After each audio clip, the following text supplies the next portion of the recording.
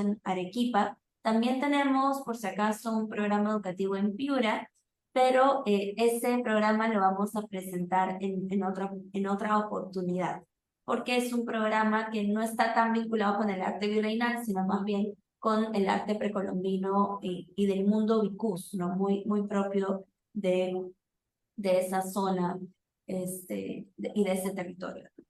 Bueno, entonces te doy pase, Claudia, y luego volveremos para las preguntas. Gracias. Gracias, Pilar. Bienvenidos todos.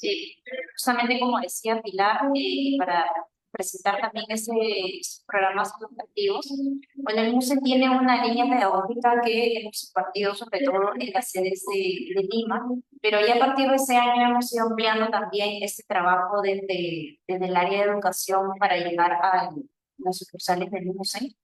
Y en este caso, bueno, si bien es cierto, Piura ya tiene el programa educativo, estamos iniciando este año con el programa educativo del Trujillo, en el que vamos a explorar, el nombre de este programa es Huellas de la Independencia, y lo que exploramos es justamente trabajar en base a los ejes de independencia, de libertad, de ciudadanía, ¿no? Y para ello tomamos algunas piezas del museo que nos permiten hablar de estos temas, ¿no? Este programa educativo está dirigido a secundaria alta, es decir, tercero, cuarto y quinto de secundaria, y se pueden, bueno, solicitar entre reservas, solicitar el museo de una manera diferente también a través de este programa educativo, ¿no? Una de las cosas que nos caracteriza también dentro de los recorridos temáticos que nosotros hacemos es el tema de la mediación cultural. Por eso que elegimos justamente piezas que visualmente nos pueden ayudar muchísimo mejor a explorar las temáticas que nos interesan dentro de este recorrido.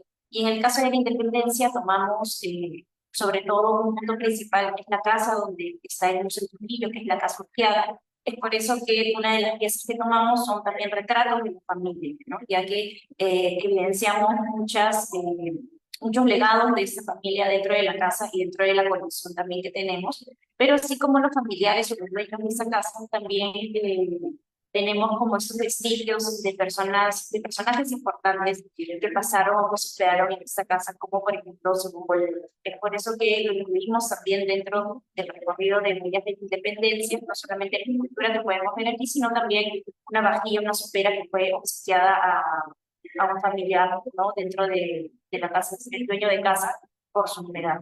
Entonces, vamos a ir viendo que dentro de este programa vamos a tener estos pequeños niños de la independencia y vamos a ir cobrando un poco de sentido también a cuáles fueron estos ideales dentro de la ciudad, ¿no? Porque normalmente, a veces cuando pensamos en temas de la independencia, nos imaginamos la proclamación de la independencia en Lima, pero justamente en este programa tocamos la proclamación de la independencia en Trujillo, ¿no? Entonces, hacemos de este programa un poco más contenido un tanto más situado, un tanto más local, ¿no? Para que también se pueda desarrollar otras competencias, otras actitudes dentro del mismo desarrollo educativo de este programa, ¿no? Como les comenté, este programa está dirigido a tercero, cuarto y quinto de secundaria, pero también, bueno, está ofrecido para jóvenes o adultos que estén interesados en el tema y que quieran recorrer el mismo centro de esta manera.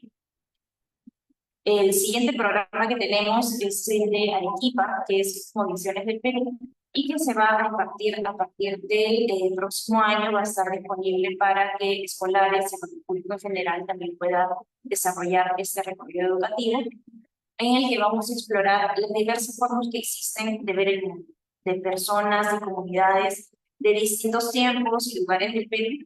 Vamos a ir explorando cómo cerámicas, pinturas, incluso numismática, nos puede hablar un poco sobre cómo las personas veían el mundo, cómo, qué creían, qué conocimientos se desarrollaban.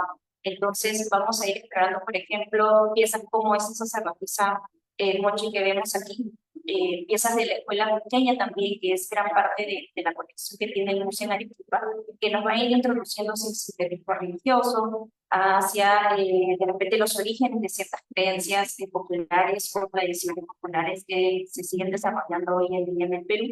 Y numismática, porque es una colección en realidad bastante valiosa, la que también tenemos en Arequipa, y en la que podemos seguir nuevamente esa línea de composiciones y formas de ver el mundo al explorar una moneda como las voluntarias, por ejemplo, que las tenemos aquí, y que más que todo muestran este encuentro entre dos mundos, entre el español, bueno, y el americano que encontramos aquí con las culturas precolombinas. Entonces vemos este encuentro entre dos mundos a través de nuestra colección numismática, y nuevamente vamos trabajando a través de la mediación digital.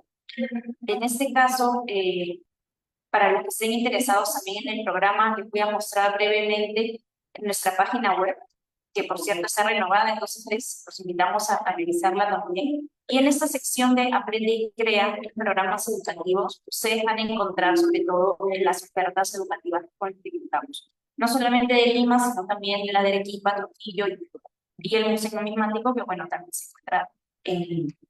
En esa sección también vamos a poder conocer un poco más sobre la metodología de la actividad, ¿no? Entonces teníamos la mediación cultural como esa metodología que va a buscar sobre todo la interacción y el diálogo entre los visitantes y nuestro equipo de mediadores. Ellos van a acompañar a los grupos, ya sean escolares o grupos de público en general, para desarrollar estos recorridos en los que vamos a elegir ciertas piezas emblemáticas o piezas que nos ayuden mucho más a introducirnos a la temática en que estamos haciendo el recorrido, ¿no? Para esto nos enfocamos mucho en la multidisciplinaridad. Es por eso que cuando hacemos estos recorridos y trabajamos con escolares, buscamos también desarrollar distintas competencias, ¿no? De distintas asignaturas, ya sea de ciencias, tecnología, de literatura, de historia, ¿no? De arte y cultura, buscando distintas formas también de desarrollar ciertos aprendizajes significativos. En el intercambio de saberes, sobre todo porque nuestra metodología se basa en el diálogo. Entonces, es a través de este que vamos a reconocer también y valorar los saberes previos, experiencias con los que ya llega el visitante,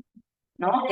Normalmente no va a ser un recorrido en el que simplemente se da información, sino sobre todo se trata de rescatar estos conocimientos con los que nosotros ya contamos al visitarnos.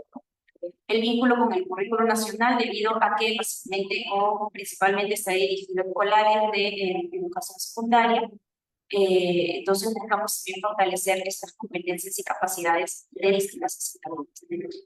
Responden también al lenguaje efectivo y responden, bueno, a la libertad de opinión, ¿no? Sobre todo porque buscamos ese diálogo sobre temas cotidianos, ¿no?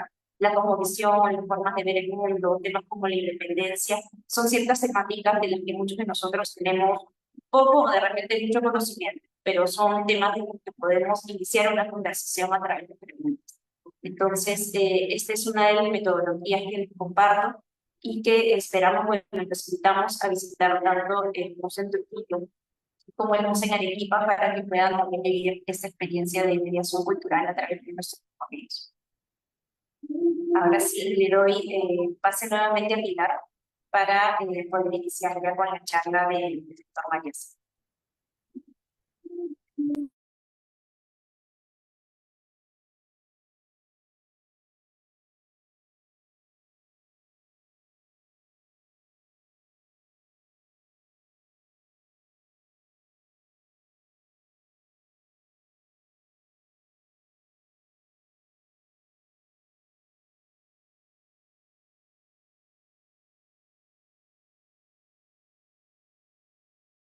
Muchas gracias, Claudia. Disculpen que tuve ahí un error con el audio. Muchas gracias por la presentación y gracias también por enfatizar justamente, en realidad desde el museo tenemos esta misión educativa muy marcada y justamente por eso es importante traer una nueva propuesta pedagógica a través del diálogo y de la interacción para poder conocer y explorar, incentivar, ¿no? Motivar a que los diferentes grupos que nos visiten tengan más curiosidad todavía por conocer sobre las historias que cuentan estas colecciones. Bueno, voy a dar entonces ahora paso y presentar primero al doctor Jaime Mariaza. Él es egresado de la Facultad de Historia y Geografía de la Universidad de Barcelona con el título de licenciado en Historia del Arte. Es egresado de la Universidad Nacional Mayor de San Marcos con el grado de Magíster en Arte Peruano y Latinoamericano, y egresado de la misma universidad con el grado de Doctor en Historia del Arte. Es autor de diversos estudios sobre arte virreinal peruano,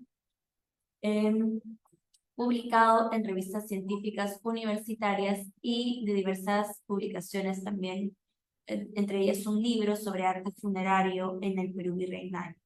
Es profesor, conferencista en diversas universidades de Estados Unidos, España, Italia, Francia, México, Colombia, Ecuador y Chile, y actualmente enseña en la Universidad Nacional Mayor de San Marcos, donde tiene a su cargo la Cátedra de Arte Antiguo, así como algunas asignaturas en el área de formación de magíster y doctor. Sus líneas de investigación son arte virreinal del Perú y América, arte del siglo XIX del Perú y América. Y seguro nos está faltando algo más, pero digamos que eso es lo principal. Y el doctor Mariasa nos ha acompañado también a investigar la colección del museo en sus diferentes sedes, con lo cual, bueno, es un honor contar con su participación el día de hoy. Y nada, le doy pase para que pueda presentarnos su charla. Gracias. Bueno, ¿ya puedo comenzar? Sí, correcto. Vale, entonces voy a compartir la pantalla con...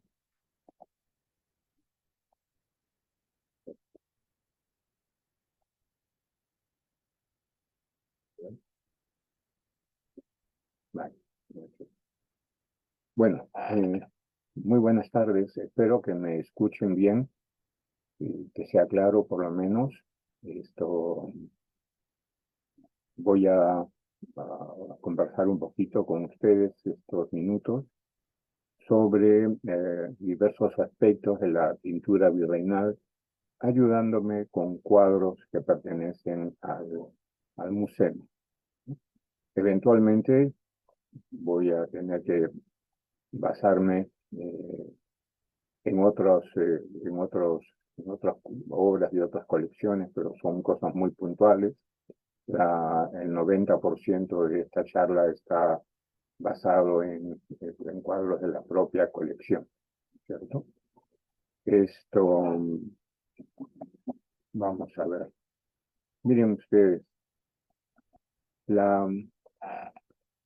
el arte virreinal está lleno de diversas leyendas, símbolos, signos, en fin, tiene todas las características que tiene el arte de la Edad Moderna en Europa, la Edad Moderna, el Renacimiento y el Barroco, por supuesto.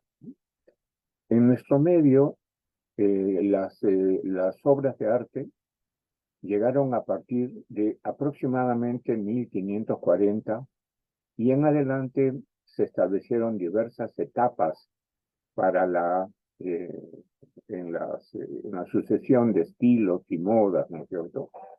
Y tengamos en cuenta que hay un aspecto básico que diferencia a la sociedad europea de la sociedad americana, que la sociedad europea se alimenta de los cambios constantes de estilo. La sociedad americana no. La sociedad americana, el 90% de la población,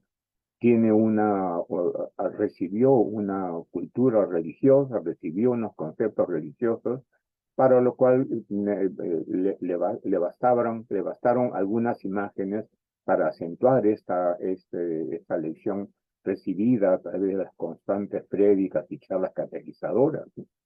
La sociedad americana no necesitó de cambios de modas, ¿no es cierto?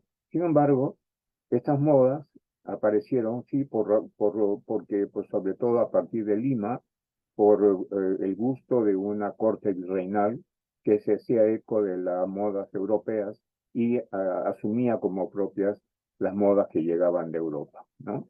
Y por tanto, esta sucesión de modas más la permanencia de modas de época anterior creó en la cultura religiosa y en la cultura artística del virreinato una coexistencia de estilos que, que llevan a un momento pues de dificultad a la hora de clasificar las diversas escuelas, los diversos periodos de moda, etcétera, ¿no?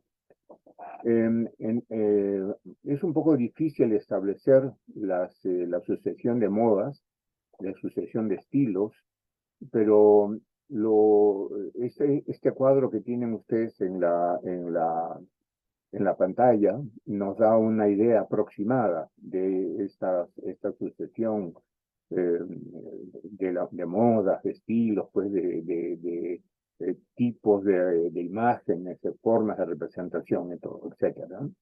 Podemos poner que entre 1540 y 1575 hay una etapa inicial, que es la pintura hispano-flamenca. Es la pintura del Renacimiento, de finales del Gótico y comienzo del Renacimiento en España, que aparece en el ajuar doméstico de las familias que venían a establecerse en Lima y que de Lima partían a otras ciudades del Perú, ¿no es cierto? Es el momento, pues, de esta pintura, generalmente en madera, de características flamencas, tardo-medievales, de colores brillantes, del uso del aceite como material aglutinante de la pintura, y que le da pues a la pintura o que le dio a la pintura en su momento pues un brillo, un atractivo particular para los coleccionistas del siglo XVI. ¿Sí? Ahora quedan muy pocos cuadros de esta moda. Yo conozco dos, únicamente dos, en colecciones particulares de Lima, ¿no es cierto? A partir de 1575 se inicia un cambio trascendental, fundamental en la pintura colonial, que es el cambio que propició un pintor que llegó en 1575 a establecerse en Lima, que fue el pintor jesuita Bernardo Vitti. Bernardo Vitti fue traído para pintar imágenes porque las autoridades religiosas se dieron cuenta de lo importante que eran las imágenes en las charlas de catequización de los naturales, ¿no es cierto? Porque había que enseñarle qué cosas eran, cómo se podía graficar, ¿no es cierto?, los diversos temas que conforman la puesta en escena, ¿no?, de un determinado concepto iconográfico, ¿no?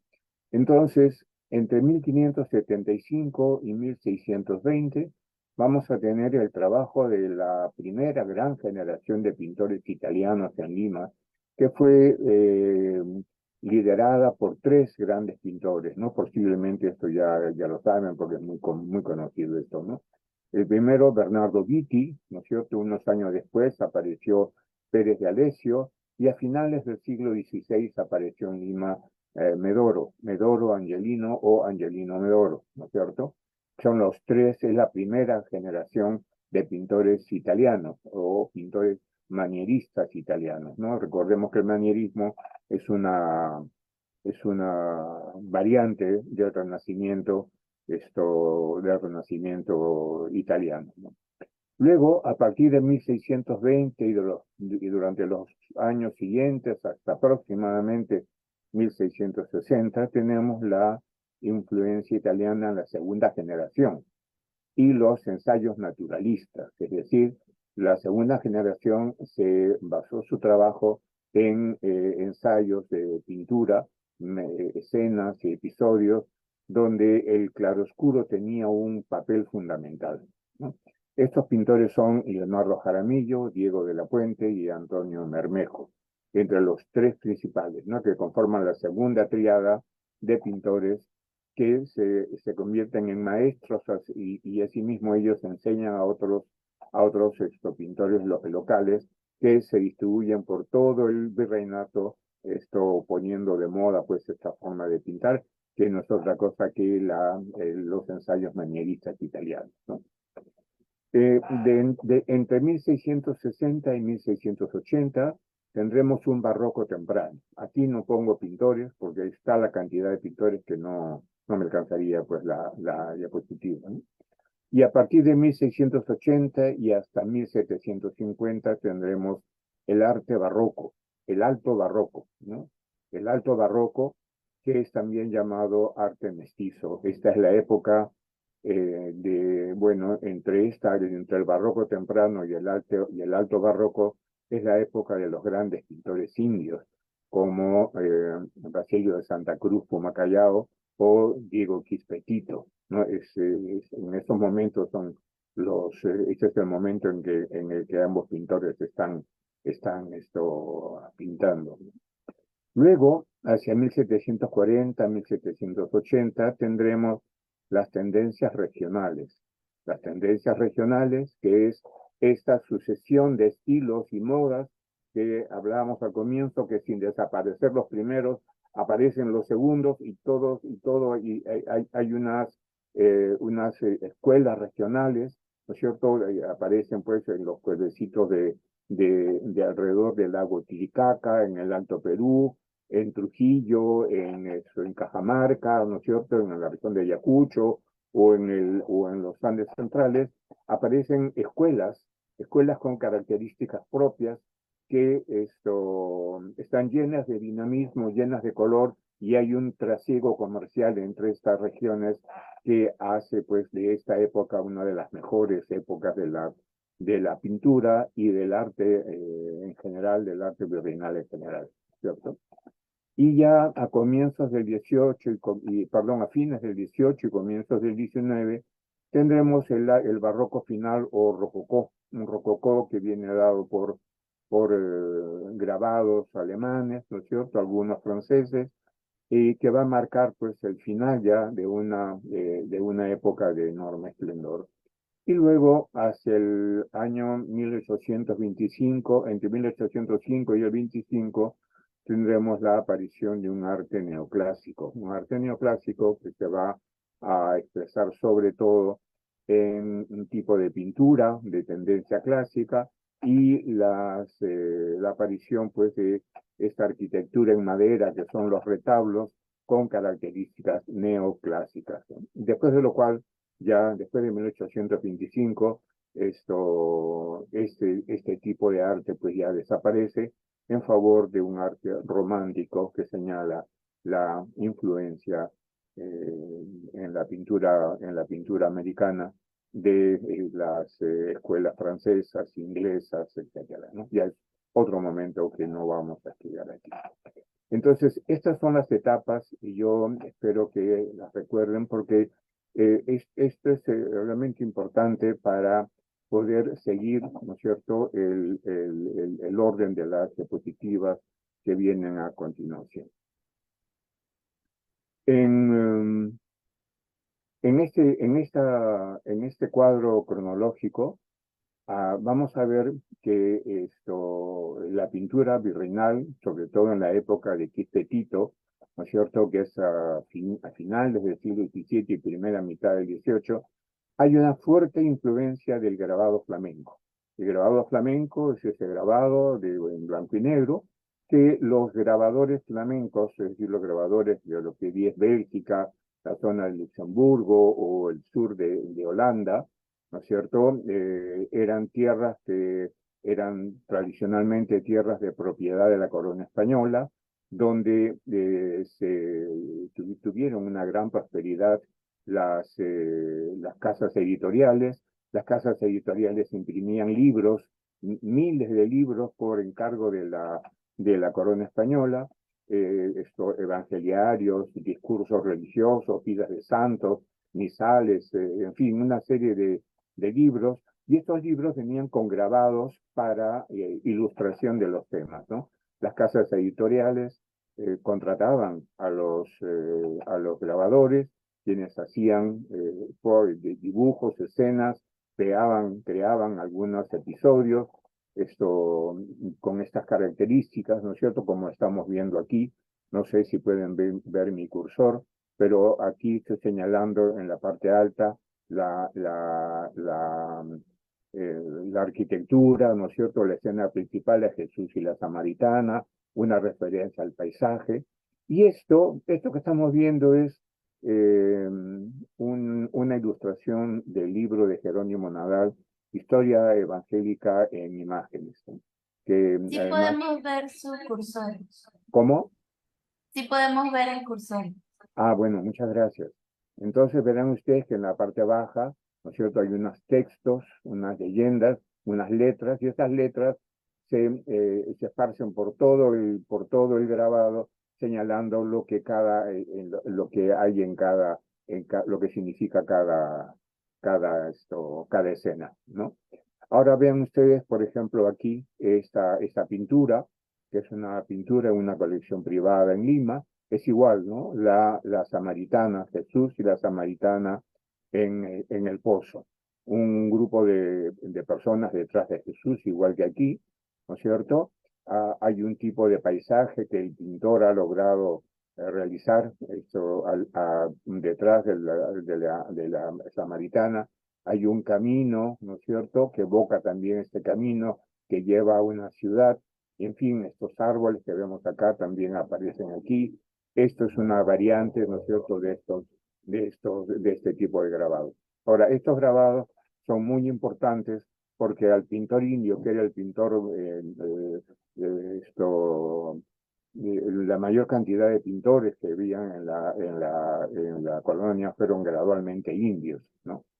Y entonces a estos pintores les pedían pintar sobre temas que ellos no conocían. ¿Qué cosa es el bautismo de Cristo? ¿Qué cosa es Jesús y la samaritana? ¿Qué cosa es esto? ¿Qué cosa es el otro? Y entonces, desde este punto de vista, se consideró pues que los grabados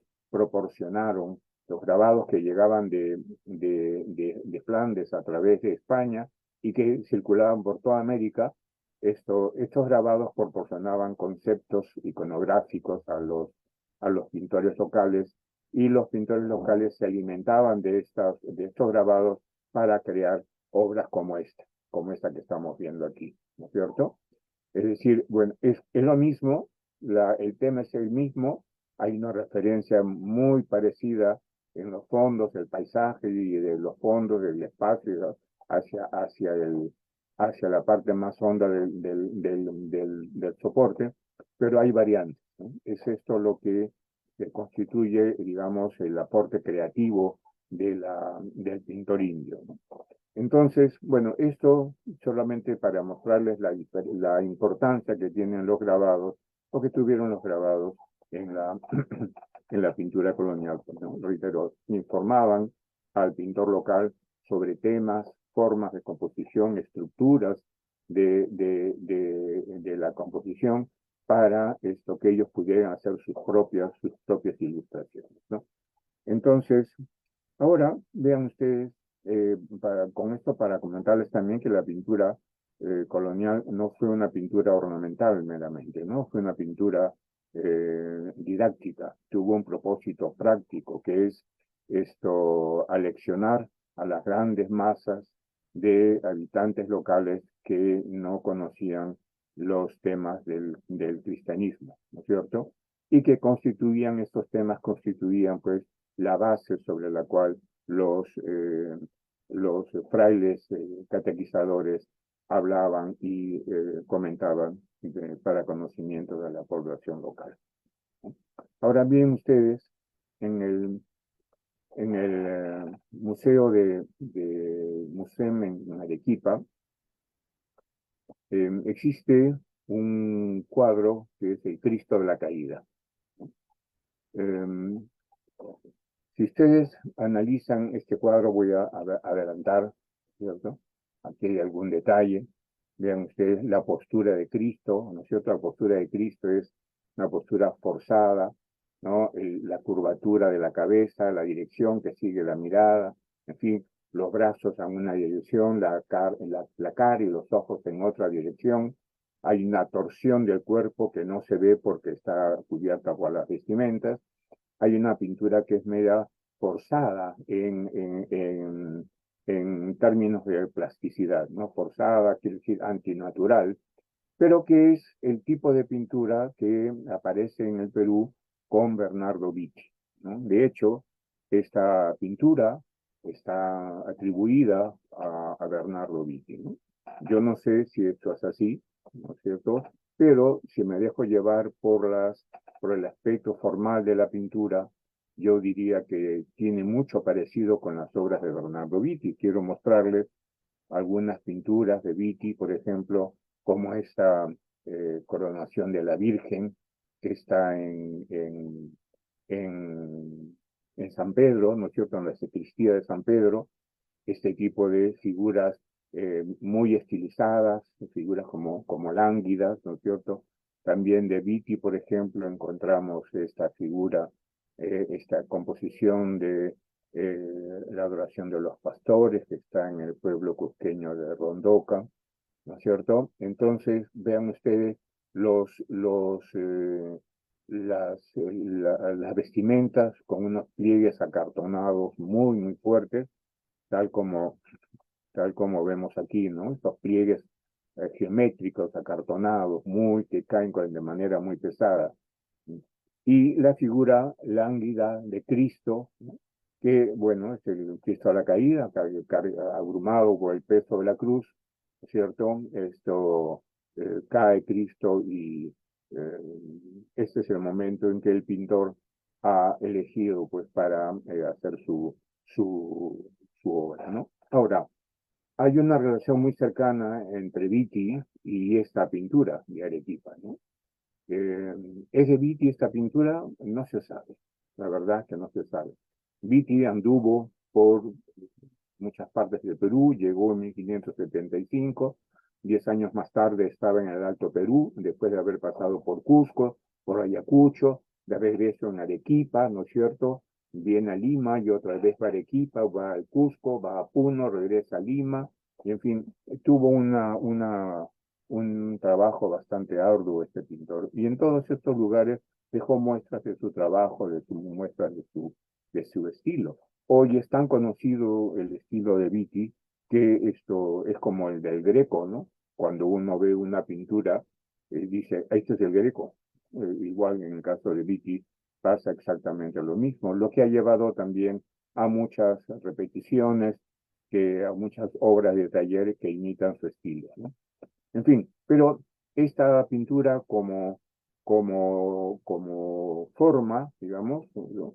Es decir, tiene una analogía grande con las obras ya certificadas de Viti, ¿no es cierto? Como esta que vemos aquí. No he querido poner más muestras para no abundar en temas de Viti, ¿no? Pero esta es una pintura que nos habla, pues, que nos habla de las primeras épocas en la historia de la pintura virreinal.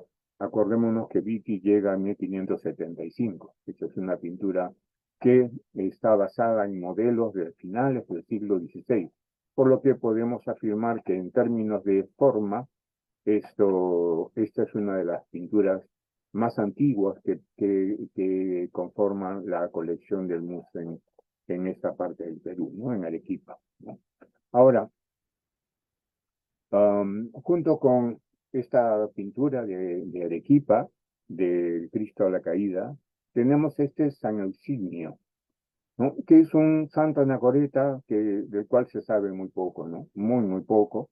No es un santo que tenga una devoción muy grande en el Perú.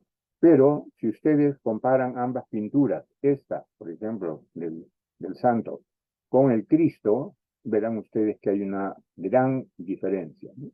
Esto señala la diferencia que hay entre el Renacimiento y un alto barroco. El alto barroco, vean ustedes, hay una fuerte carga de claroscuro, el rostro del santo aparece apenas iluminado por toques de luz en la nariz y en la frente, parte del hombro izquierdo no aparece, la luz está dada por el lado derecho, ¿no es cierto? Y hay una manera de describir la naturaleza que es en términos de luz y sombra. Esos términos de luz y sombra nos llevan, ¿no es cierto?, a otro pintor, que es Murillo, que en Sevilla, en 1672, pintaba cuadros como este, ¿no? El santo cargando a un enfermo que se había encontrado por la calle y ayudado por un ángel que lo guía hacia un hospital. Pero, ven ustedes los fondos oscuros, completamente oscuros, el santo apenas aparece la mitad inferior del cuerpo, casi no se le ve, ¿no es cierto? Ahí los rostros aparecen casi siempre por la mitad, una mitad de luz, una mitad de sombra, y es el típico claroscuro. Aquí también lo podemos ver en este cuadro de Esteban Murillo, que pertenece al Museo del Prado, ¿no es cierto? Con estos fondos también, donde estos fondos y esta pintura de primer plano, donde digamos, el rasgo más interesante y predominante, ¿no es cierto?, es la descripción del natural a partir de la luz y la sombra. Es decir, hay una tendencia naturalista, ¿no? Es decir, los cuerpos se iluminan de acuerdo a la ubicación y a la cantidad de luz que reciben, ¿cierto? La luz puede entrar por la ventana, puede estar dada por una vela, por una claraboya en el techo, etcétera, pero la luz al caer genera también campos de sombra. Y esto es lo que los pintores barrocos, los pintores del alto barroco han representado en sus, en sus, en sus cuadros. Esto es claramente distinto al arte italiano. El arte italiano, que es más bien homogéneo, de una luz homogénea, ¿no es cierto?, sin grandes zonas de luz sin grandes zonas de luz y sombra. Es una pintura más bien, reitero, homogénea en cuanto a la influencia que tiene la luz o la sombra en la definición de los cuerpos, ¿no? Esto cambia con el barroco, esto cambia cuando pintores como Zurbarán o como Murillo se interesan más en los aspectos de claroscuro para la definición de sus obras, que es lo que nosotros estamos viendo en esta pintura del Museo Central, ¿cierto? Es el santo, ¿no es cierto?, reitero, mitad iluminado, mitad en sombra, igual el fondo, mitad un paisaje lejano y el otro fondo y la otra parte una absoluta y completa oscuridad, ¿no? Entonces, estamos hablando aquí ya de dos épocas distintas, ¿no? Tenemos que juzgar, uno es el Renacimiento y el otro es el Barroco, el Barroco de origen español, que tienen pues contextos y argumentos, discursos plásticos y discursos ideológicos completamente diferentes, ¿no? Por tanto, tenemos que ver también que en el Barroco hay una enorme difusión de los cuadros de la Virgen María, ¿no? La Virgen María, yo diría que la Virgen María es el personaje más relevante de la conquista, ¿no? La Virgen María representa el lado más amable, el lado más emotivo del repertorio de imágenes religiosas que llegaron con los españoles, ¿no? La Virgen María es la madre que le toca ver morir a su hijo. Y entonces la Virgen María siempre está rodeada de un aura pues de emoción, de emotividad, ¿cierto? Un aura lacrimógena, si lo queremos ver así, ¿no? Y la gente lo entendió así, y yo creo que la Virgen María es el primer personaje que fue aceptado de manera masiva por los devotos del Renacimiento. La Virgen María además, está concebida como alimento. La Virgen María está concebida como alimento espiritual y alimento orgánico. Hay algunas escenas de María dando de mamar a su niño, ¿no es cierto?, que es la Virgen de la Leche. Hay otras imágenes de santos devotos de María, y que María alimenta con un chorro de leche de sus senos que caen directamente en la boca del santo. Esto es una alegoría sobre la manera como los devotos, los creyentes, observaron a María, ¿no? María no es solo la madre de Jesús, es también el alimento orgánico de Jesús y el alimento espiritual de todos los hombres. Por tanto, no es de extrañar que en esta tierra María fuese identificada con la tierra. Bueno, la tierra que al igual que María, como mujer, tiene ciclos productivos, ¿no es cierto? Y da a los hombres, pues, da el alimento que necesitan, ¿no? Es todo un complejo bien grande, bien denso, este simbolismo de María, que llevó en el virreinato, llevó a la creación de diversas advocaciones marianas, ¿no? Es decir, en diversos pueblos se adoró a María bajo diversas formas. Y en esto María tiene también digamos, el antecedente de las diosas del culto pagano precristiano. Por ejemplo, las diosas griegas. Afrodita, por ejemplo. La Virgen ha sido comparada con Afrodita muchas veces, la Afrodita, la diosa del amor, ¿no? Pero así como hay una Afrodita pecadora, la Virgen María es una nueva Afrodita redentora, ¿no? Entonces, las advocaciones marianas, por ejemplo, en nuestro medio, no son distintas de las advocaciones que que las diosas griegas, por ejemplo, romanas, tuvieron en su época. Las diosas y los dioses griegos tuvieron una infinidad de advocaciones, formas diversas de ser, eh,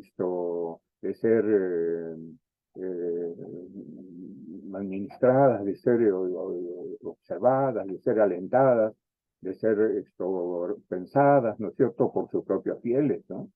Entonces, esta idea de las diversas advocaciones en torno a una misma imagen viene como parte de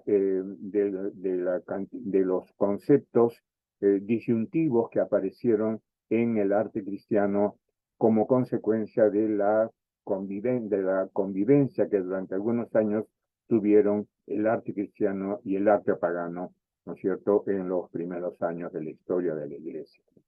Por tanto, María, desde este punto de vista, pues no es de extrañar que María tenga una gran cantidad de advocaciones en nuestro medio. Una de ellas es la coronación de la Virgen. La coronación de la Virgen, en este caso, que es una pintura muy rica, es una pintura conceptualmente muy rica, ¿no es cierto?, porque detrás de ella tiene a la Trinidad.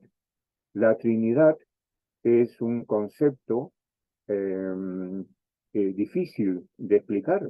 Lo fue incluso para San Agustín, que fue el que más estudió los conceptos trinitarios, ¿no? Dios es uno y tres, ¿no es cierto? Es uno y es trino. Esto era muy difícil de explicar en los discursos, de modo que en el arte se elaboró esta idea de las tres personas con el mismo rostro, ¿no es cierto?, que es la Trinidad y todos los conceptos que vienen con la idea de la Trinidad. La Iglesia prohibió este tipo de representaciones porque la Trinidad trifacial podía ser interpretada como digamos, una alegoría esto, del arte pagano. Acordémonos que hay dioses griegos y romanos, ¿no es cierto?, que tienen rostros bifrontes, ¿no es cierto?, una figura con dos rostros que miran a distintos lados, a distintas direcciones opuestas, ¿no es cierto?, como es la idea del dios Jano. Entonces, lo que no se quería era propiciar un culto idolátrico de la Trinidad, ¿no? Pero la Trinidad, a pesar del culto prohibido, a pesar de no un culto prohibido de la Trinidad, sino de prohibida la representación de tres rostros iguales, ¿no es cierto?, esto se siguió representando, ¿no? Eso es un tema muy largo y muy complejo que ameritaría pues una charla, ¿no es cierto?, solamente sobre este tema, algo que no podemos hacer en este momento, ¿no? De todas maneras, quiero mostrarles este cuadro de la colección del museo, que es uno de los cuadros más lindos que yo he visto sobre este tema. Es un cuadro de una gran calidad de ejecución. Ahora, María también tiene otras formas de representación, como la Virgen del Carmen. ¿no? Nuestra Señora del Carmen, que es la que encargada de sacar a las almas del purgatorio, ¿no es cierto? Es una vocación tremendamente popular, tuvo una enorme difusión durante la colonia, tanto en las capillas de Lima como en las capillas del Cusco, de Trujillo, en fin, y ha permanecido hasta la fecha como una de las imágenes más de mayor devoción en promedio, ¿no? Entonces aquí podemos ver pues el grado de decoración, de ornamentación que los pintores locales hacían de sus imágenes, ¿no? Cómo las representaban con todos estos elementos decorativos que a la larga se convirtieron en elementos de identificación iconográfica. Es decir, si era tal virgen tenía que tener determinada decoración, porque así le habían creado los talleres locales y así se había difundido como una imagen de enorme popularidad. Junto con Nuestra Señora del Carmen tenemos también a Nuestra Señora de Guadalupe. Nuestra Señora de Guadalupe, que es la Guadalupe de Cáceres, de España, no la Guadalupe de México, ¿no? Que es distinta. Nuestra Señora de Guadalupe de España es una composición triangular, como ustedes pueden ver, carga el niño, ambos están coronados, ¿no es cierto? Y esta es una de las imágenes de composición triangular que difundieron la idea de que todas las vírgenes de composición triangular eran una manera de rendir culto al cerro, ¿no? Al Apu.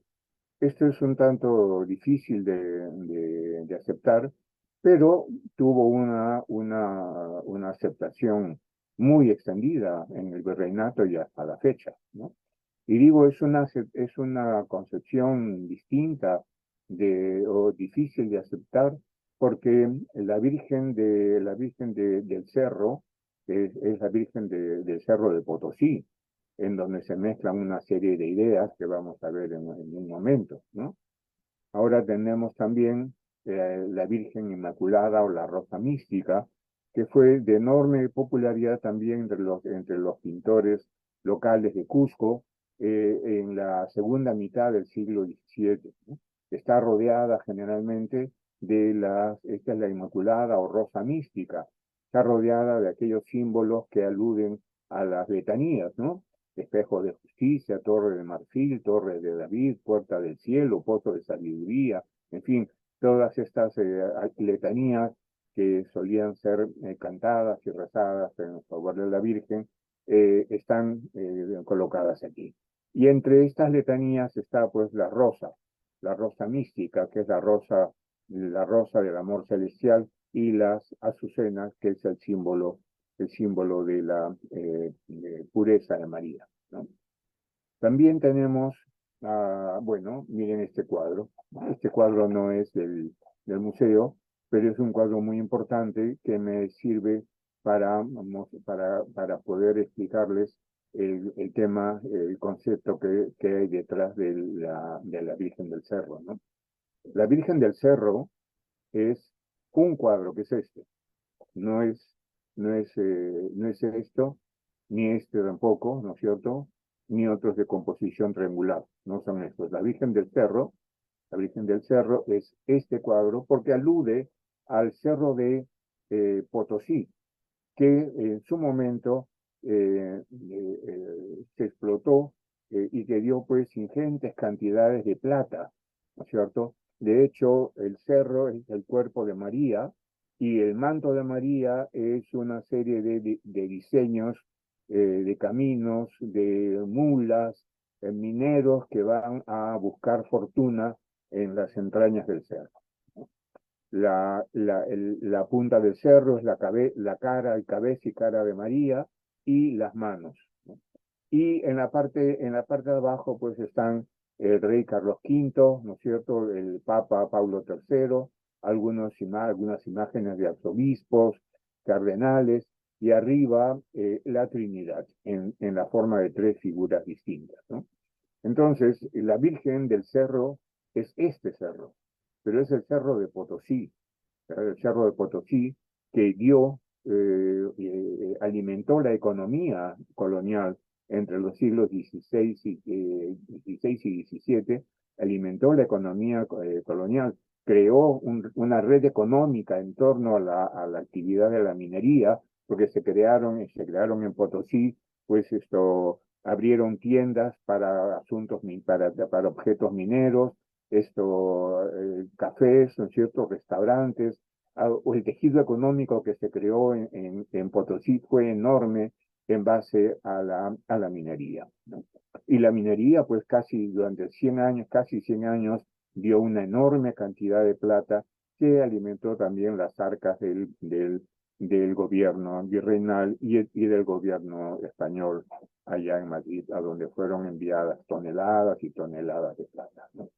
Entonces, por el hecho de dar, de que desde su interior saliera este material con el que las personas podían vivir y podían tener y soñar con una vida diferente, desde este punto de vista es que el Cerro de Potosí pasó a tener una concepción casi animista, ¿no? Casi religiosa, y a partir de la imagen del cerro se crearon las otras imágenes triangulares que realmente poco tienen que ver con los cerros de Potosí, con el Cerro de Potosí, ¿no? Con el Cerro de Potosí es solamente este cuadro que fue hecho en 1720 y que esto pertenece pues a la casa de la moneda de Potosí, ¿no? Por otro lado, entre las imágenes eh, que se hicieron y que adquirieron también una difusión grande entre los pintores y entre los coleccionistas, ¿no es cierto? Están las imágenes de los arcángeles. Los arcángeles que eh, estaban vestidos como antiguos guardias, ¿no? Algunos trajes militares, algunos arcángeles que llevan arcabuz, ¿cierto? Y el arcabuz señalaba con el ruido que hacía y despertaba la imaginación de los que no conocían el arcabuz y pensaban pues que el ruido del arcabuz era el ruido del trueno que venía del cielo y que del cielo vienen estos seres con alas, ¿no es cierto?, que van a beneficiar grandemente a los hombres, ¿no? Se creó el culto de los arcángeles, un culto que fue muy difundido y muy rico también en representación.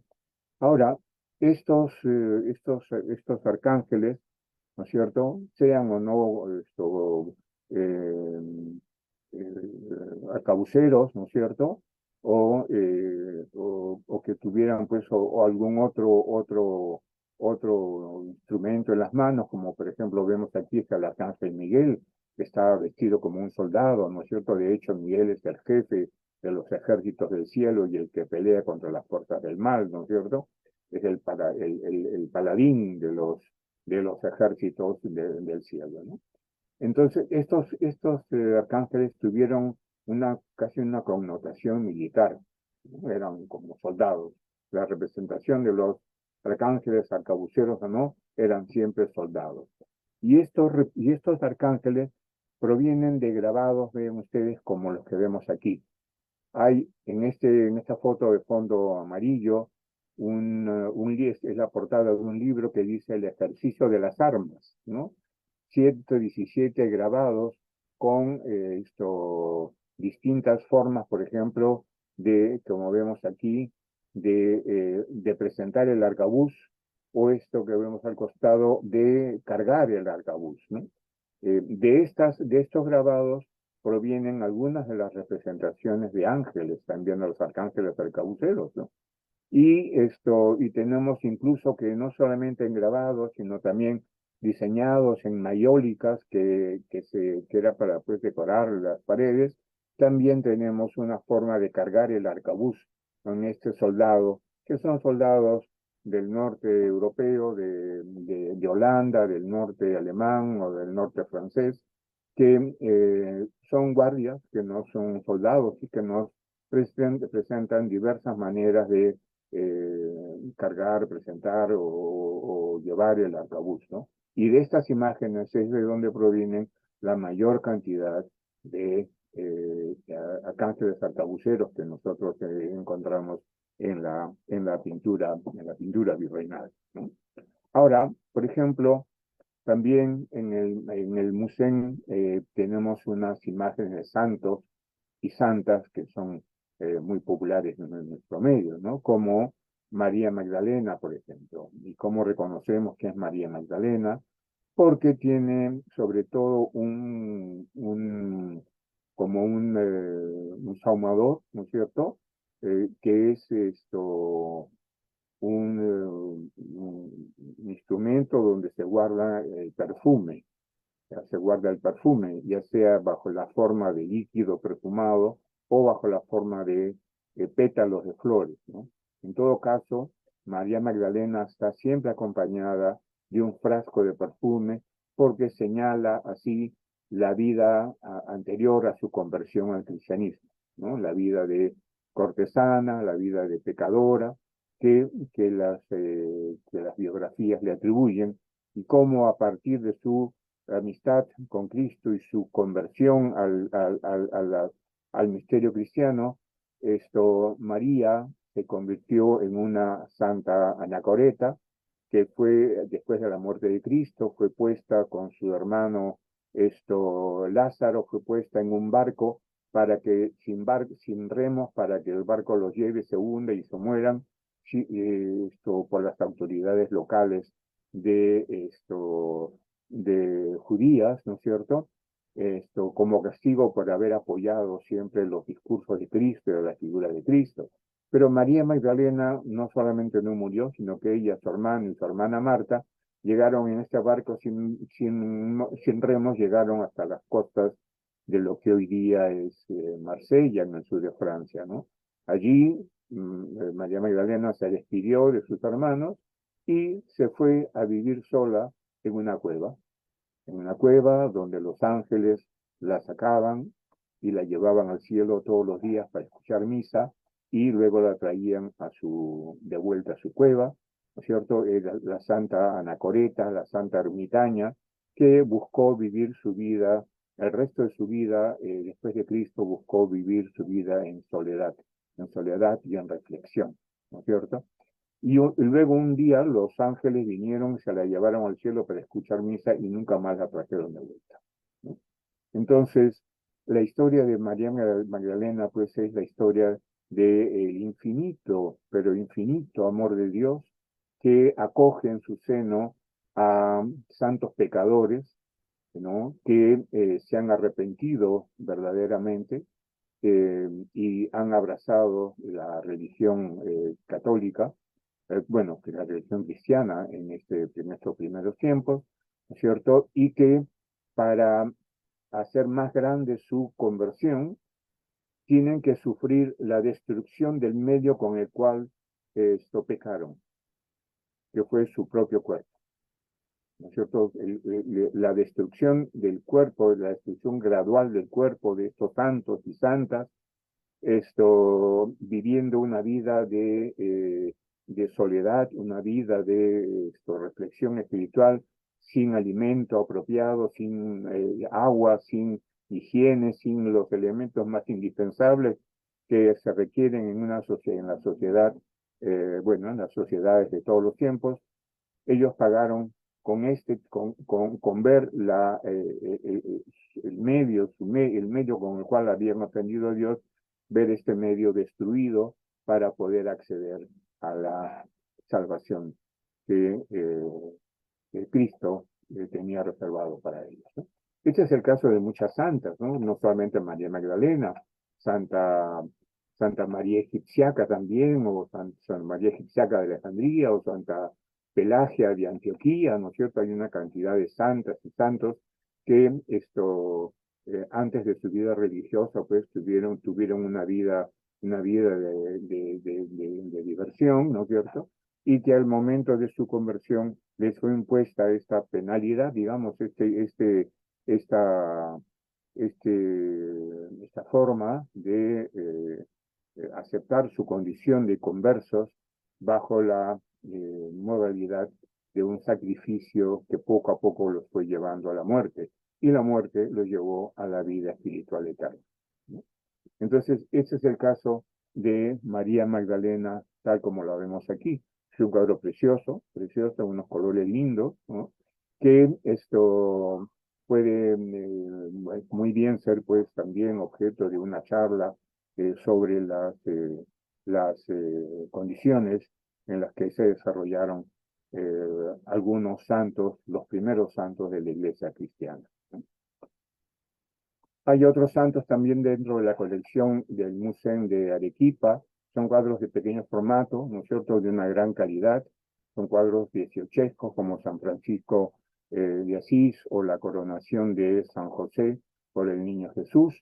Son pequeños cuadros pintados sobre madera o sobre pequeñas planchas de cobre, con un gran trabajo en el tallado de los marcos dorados, ¿no es cierto?, que hacen del cuadro y de la pintura un conjunto excepcional, ¿no? Esto es algunas de las pinturas de pequeño formato de finales del siglo XVIII, son las pinturas más lindas que yo puedo recordar.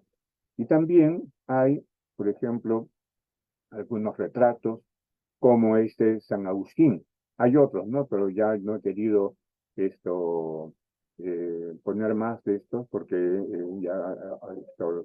la charla se alargaría muchísimo y ustedes posiblemente tienen cosas que hacer. Por tanto, el retrato de San Agustín también con la misma idea decorativa de formar un conjunto armónico entre la pintura y el marco, pues es una de las características, una de las vertientes que toma el arte colonial peruano a finales del siglo XVIII, ¿no? Igual aquí San Pedro Nolasco, miren, es un cuadro precioso, también precioso, y una calidad en la representación, en el dibujo, ¿no es cierto?, en el color, en la aplicación del oro, ¿no es cierto? Es toda una armonía y todo un trabajo artesanal de una enorme calidad, ¿no? Ahora, tenemos también cuadros en la colección del Museo, tenemos cuadros como este.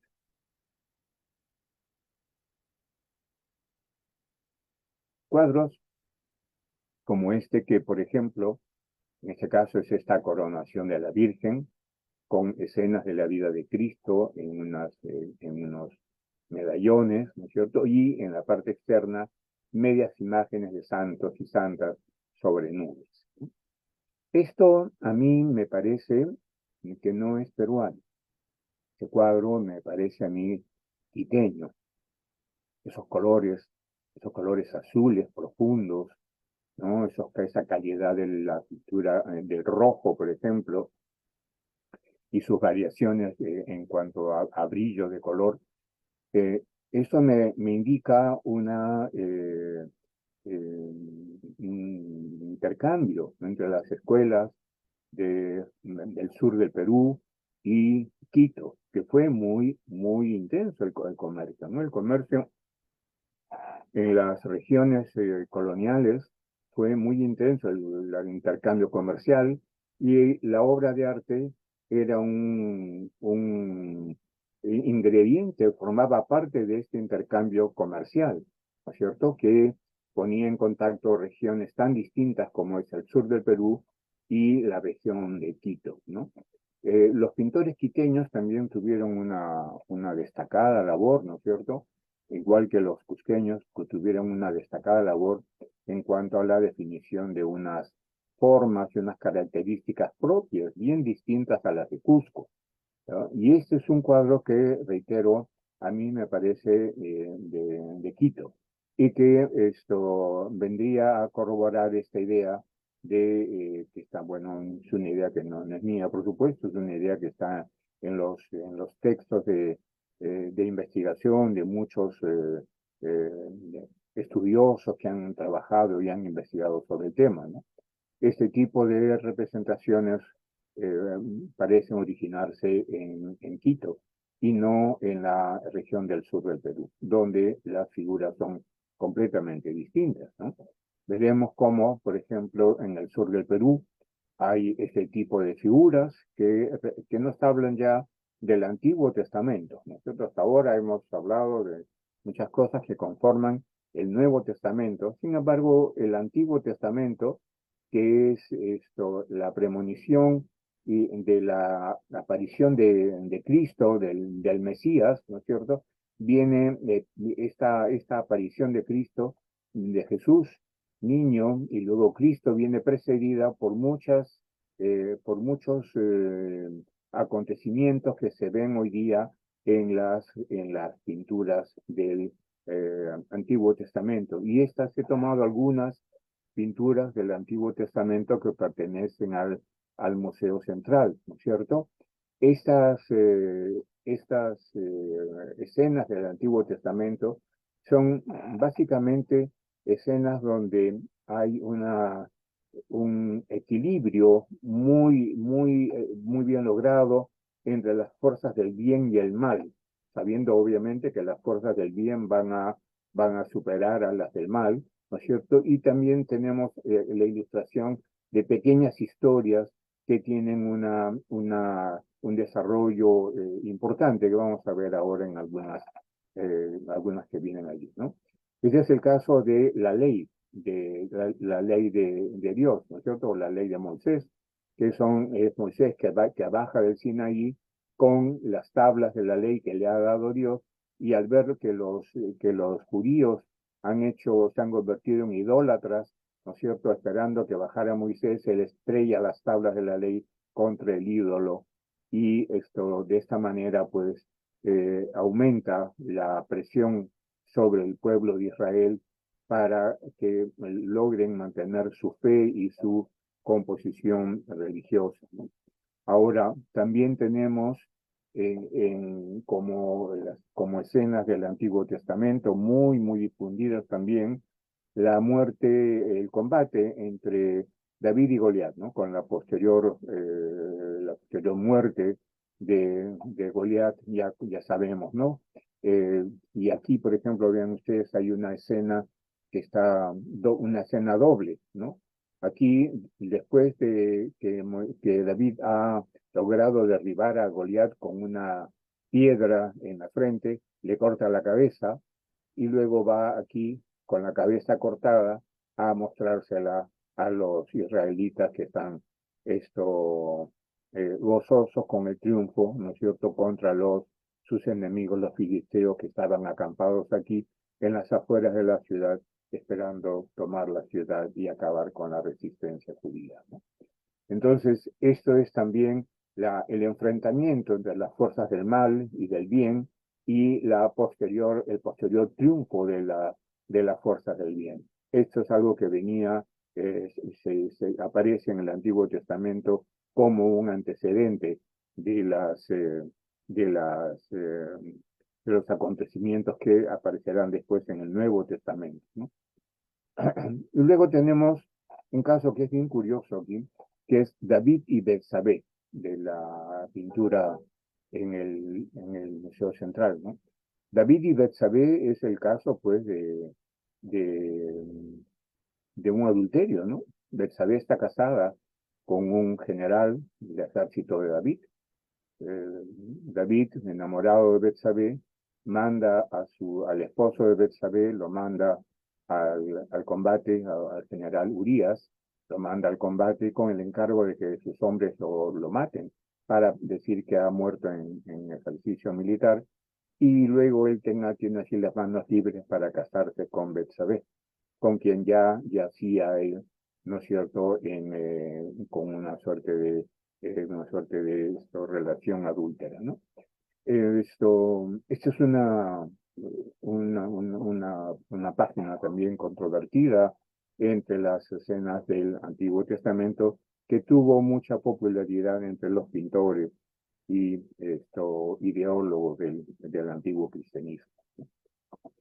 Y luego ya en fecha muy posterior, en la colonia, ya desaparecida la colonia, ¿no es cierto? O ya a finales del siglo o comienzos del siglo XIX, ya no habían comenzado las revueltas, ¿no es cierto? La revuelta de Tupac Amaru, que fue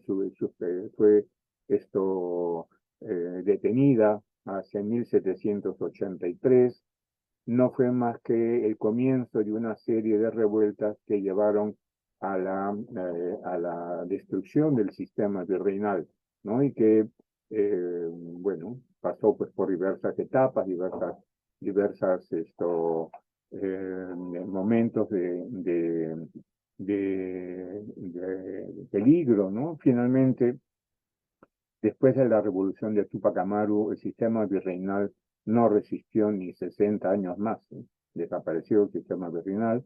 En 1824 ya bueno, en el 21 fue la declaración de independencia, en el 24 fue la independencia realmente conseguida con las batallas de Junín y Ayacucho, ¿no es cierto? Y después instaurado un gobierno republicano en donde entraron a jugar otros factores estéticos y otros factores ideológicos también, que yo he querido traer aquí en este cuadro del arzobispo José Sebastián Goyeneche, ¿no es cierto? Y también en el caso de la señora, la duquesa Josefa de Goyeneche y Gamio, que son dos cuadros que pertenecen al museo, son cuadros de muy buena calidad, pero que señalan ya, digamos, el fin del periodo colonial. Ya no se construyen más iglesias, ya están todas las iglesias construidas, ya los pintores no pintan a la manera virreinal, ya no se pintan cuadros religiosos, por lo menos no en gran cantidad, ¿no es cierto? Se siguen pintando algunas escenas religiosas en las comunidades rurales, donde hay pintores campesinos que van a seguir con una determinada formas artísticas, pero que ya no, las antiguas imágenes coloniales ya no las volveremos a ver más porque ya no había necesidad de ellas, porque ya el sistema político había cambiado, el sistema ideológico, el sistema estético, en fin, una serie de cambios que determinaron también un cambio en las artes, ¿no? Es más bien el retrato del arzobispo Goyeneche y de la duquesa Josefa de Goyeneche y Gamio marcan el inicio de una nueva etapa que esto tiene digamos, como antecedente un arte romántico, un arte basado, ¿no es cierto?, en la exhibición de un mundo interior puesto de manifiesto en las ropas, en el mobiliario de las figuras, ¿no es cierto? Un cierto tipo de mirada con una suerte de nostalgia, un romanticismo que es muy emotivo y que tiñe con sus colores a diversas formas y a diversas pinturas también que aparecen en Lima. Es así que tendremos entonces como pintor más sobresaliente después de los pintores coloniales a ciertos pintores como Ignacio Merino, por ejemplo, ¿no es cierto? O pintores que habían trabajado en la colonia que van a trabajar ahora dentro de otras pautas y otras propuestas estéticas, como algunos pintores de la colonia, ¿no es cierto? Que habían sido pues de tendencia neoclásica y hoy ya una vez terminado el sistema virreinal, van a pintar de otra manera, ¿no? Entonces, yo creo que esto es lo que tenía que contarles y si tienen algunas preguntas, yo no sé si ha sido suficiente, pero si tienen algunas preguntas, yo estoy encantado de responder.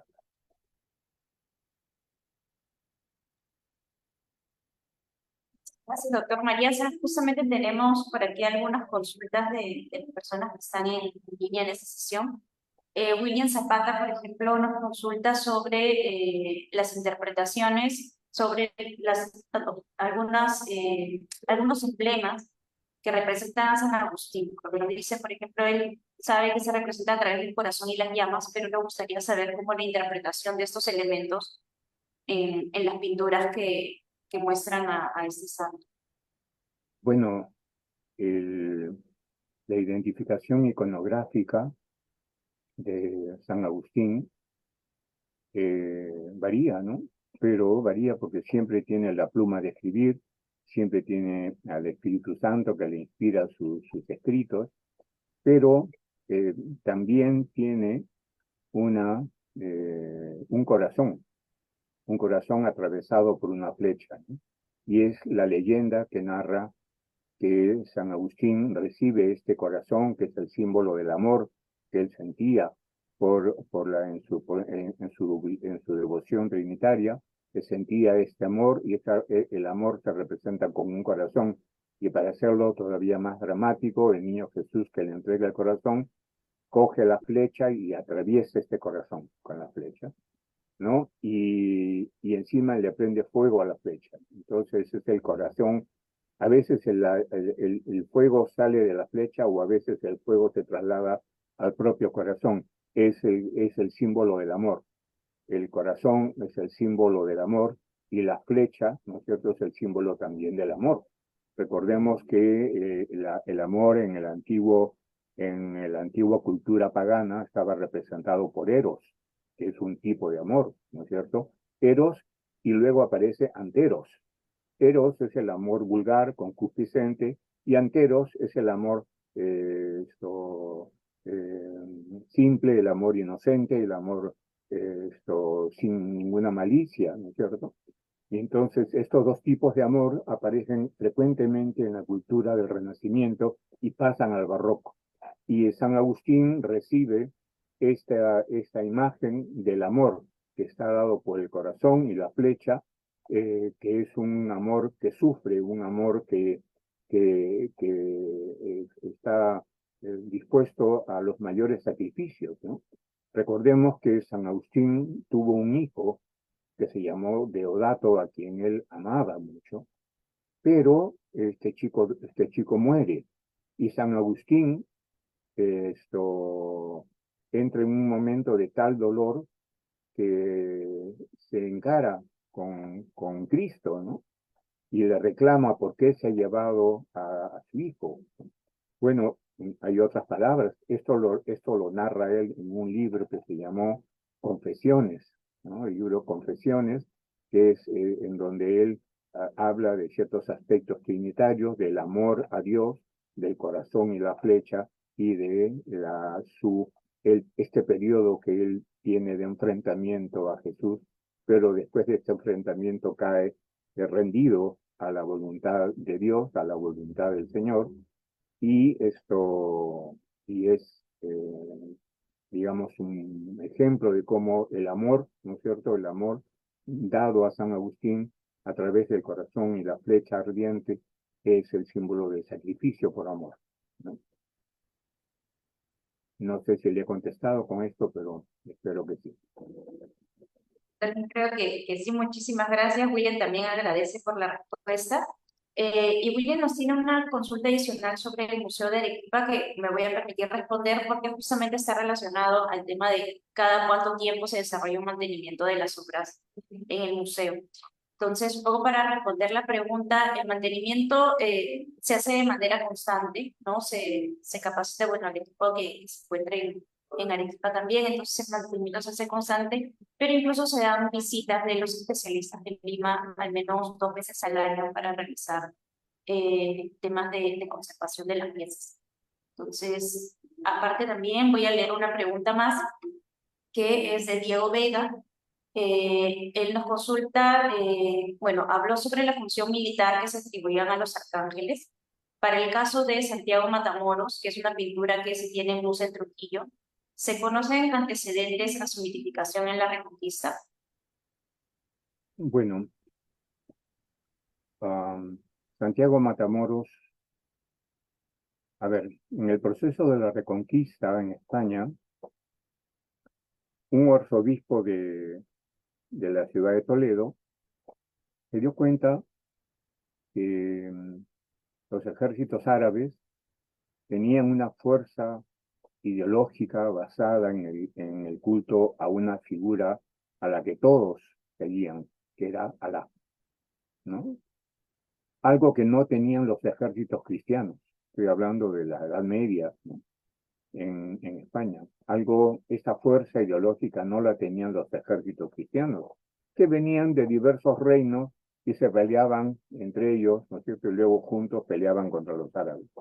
Y entonces, desde Toledo, desde el arzobispado de Toledo, se creó la imagen o la leyenda de Santiago. Santiago, que según dice la leyenda, aparece en la batalla de Clavijo, una batalla en la que peleaban los ejércitos cristianos contra los ejércitos árabes. Aparece Santiago en la batalla de Clavijo y comienza a matar moros que son árabes, ¿no? Y entonces, de esta manera, los ejércitos cristianos ganaron la batalla. Ahora, claro, esto es una simple leyenda, ¿no? No hay testigos, no hay testimonios documentales de que la batalla de Clavijo haya sido verdad, se haya realizado en algún momento. Es una leyenda que los ejércitos cristianos y las autoridades cristianas españolas, en pleno proceso de la Reconquista, alimentaron para dar a los ejércitos cristianos una fuerza espiritual común que los animara a pelear, ¿no? Y eso es hasta el día de hoy. Santiago es el santo patrono de las Fuerzas Armadas Españolas, ¿no? Y de modo que cuando Santiago llegó a América, se convirtió en Santiago de Matamoros, se convirtió en Mataindios. Pero no importa si mataba indios o moros, lo que mataba se encargaba de exterminar a los infieles, ¿no? Entonces, desde cierto punto de vista, los indios, desde el punto de vista de los conquistadores españoles, los indios eran infieles. Por tanto, era común para ellos crear imágenes de Santiago a caballo matando indios, ¿no? Y de aquí se pasa, pues, del Santiago Matamoros al Santiago Mataindios, se pasa con una enorme dificultad, con una enorme facilidad, ¿no? Este es el tema de un artículo muy grande y muy instructivo que escribió el señor Choi, César Pablo, no me acuerdo, Choi, que escribió un maravilloso artículo titulado justamente de Santiago Matamoros a Santiago Mataindios, en donde él explica esta transformación del mito de Santiago, ¿no? Y es que Santiago fue un apóstol que se supone que fue descubierto el féretro de Santiago, que fue echado al mar y apareció en las costas de Galicia, ¿no? Y desde las costas de Galicia, esto se creó, pues, desde el lugar donde aparece, donde encuentran la caja que contenía el, el cuerpo de Santiago.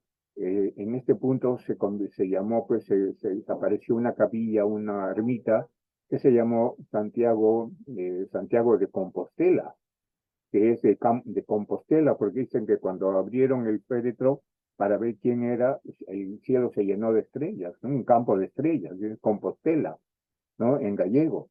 De modo que el mito de Santiago está siempre muy presente en España, ¿no? Santiago es el apóstol, es la figura más cercana que tienen los españoles que tuvo un contacto estrecho con Cristo, ¿no? Y entonces a partir de allí, pues, hay una serie de variantes del culto a Santiago, ¿no? Y una de esas variantes es el de Santiago Matamoros. Gracias, Jaime. Por aquí, Nayib Velázquez, una de las participantes, nos pregunta si hay alguna bibliografía que pueda recomendar sobre iconografía. ¿Una bibliografía de qué? Que pueda recomendar sobre ese tema justamente que estamos comentando de iconografía virreina. Ah, sí, hay muchos, hija mía, pero ahora yo más bien se lo pasaría al museo y el museo se encargaría de pasárselos a ustedes, pero no ahora mismo, porque imagínense, me pasaría de aquí hasta carnavales haciendo una lista de libros, ¿no? Hay una cantidad enorme de libros sobre temas de iconografía. Sí, sí, sí. Lo que puedo hacer es eso, pasárselos al museo, digamos, entre Navidad y Año Nuevo, puedo alcanzarle al museo esta lista para que se la pasen a ustedes. Yo sí, yo encantado, no hay problema. Igual recomiendo también revisar justamente el artículo que ha escrito el doctor Mariasa en la revista Moneda, que está disponible en la web del museo. Tenemos una sección de publicaciones, entonces también pueden encontrar justamente la publicación del doctor Mariasa. Bueno, me parece que con estas ya dos preguntas, tres preguntas que hemos tenido, podemos dar con concluida esta charla. Muchísimas gracias al doctor Mariasa y a todos los presentes que han participado en esta sesión. Los invitamos nuevamente a los que tengan, ¿no?, la disponibilidad y también la posibilidad de ir al Museo en Trujillo y al Museo en Arequipa, de visitar ambos museos y de seguir los programas educativos que estamos desarrollando en estas sedes. Muchísimas gracias. Gracias también a ustedes. Adiós.